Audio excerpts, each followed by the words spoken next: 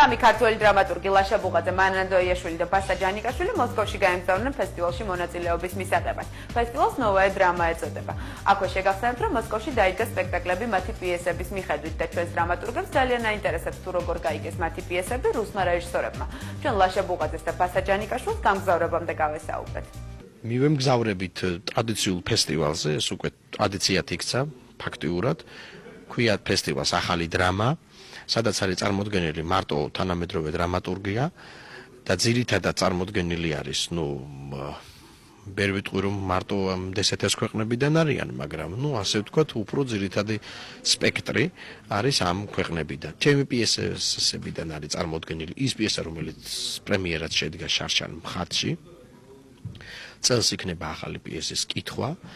ივან ვირიპაევმა, ეს არის ერთ-ერთი ყველაზე ისეთი სერიოზული ვარსკვლავი ახლა დრამატურგი და რეჟისორი, ძალიან ისეთი ბესტსელერი, თეატრალური ბესტსელერის ავტორია და მანა დოიაშვილის სპექტაკლი, პიესა 3+3 დადგა. ქალბატონი არის გალინა სინკინა, ასეთი, რომელმაც დადგა შარშან, როდესაც მე ვიყავი ამ ფესტივალზე, დადგა ქალბატონის პიესა, ასეთი, რომელიც ციხეშია.